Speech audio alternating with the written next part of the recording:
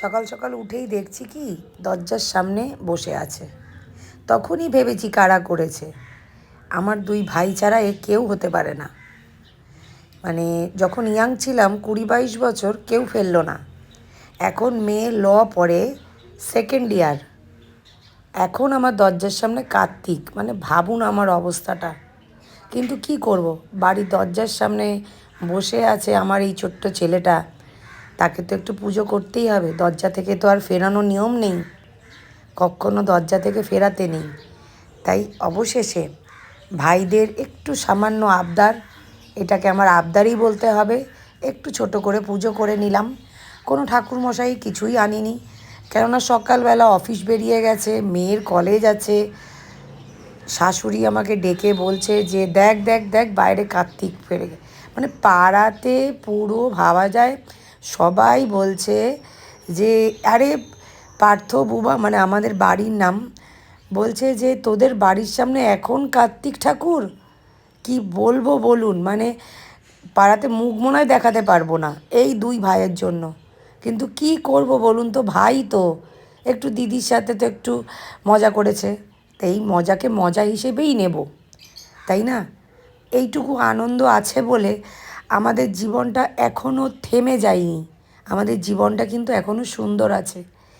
তাই ভাইদের আবদার রাখতেই ছোট্ট করে আয়োজন করেছি, সবটা দেখালাম ছোট করে, খুবই ছোট করে। একা মানুষ কি করব, মেয়ে কলেজ যাবে, মেয়েকে বললাম একটু কিনে দিয়ে যা, ঘরের কাজ থাকে। এই ছোট্ট করে এনাকে একটু পুজো করে নিলাম, স্নান টান করে উঠে। জানি না কি ঠিক হয়েছে কি ভুল হয়েছে, ঠাকুরমশাই দিয়ে করালে ভালো হতো, কিন্তু এই যে মেয়েই সব আয়োজন করে দিয়েছে। মানে ভাবা যায় ল স্টুডেন্ট, সে কিনা কার্তিক পুজোর তার মায়ের জন্য আয়োজন করে দিচ্ছে। মানে এরকম এরকম একটা সিচুয়েশান কজন পড়েছেন আমি জানি না। তাই ভাবলাম যে না, এটা তো একটু দেখাতেই হয়।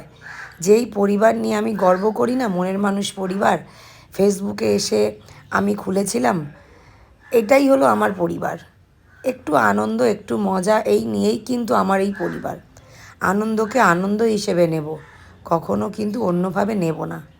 তাই বলবো যে আমার এই পরিবার আমার কাছে কিন্তু স্বপ্ন, আর আমার পরিবারের মানুষজন আমার কাছে কিন্তু খুব প্রিয়, খুব প্রিয়। যাই হোক, দেখুন আমি কিন্তু পুজো করে নিলাম যেরকম পেরেছি, ছোট্ট করে আয়োজন। বাবা এসেছেন, ছেলে এসেছেন, যে যেইভাবে বলেন, অনেকে বাবা বলেন, অনেকে ছেলে বলেন, তা আমি ভগবান হিসেবেই তাকে পুজো করলাম।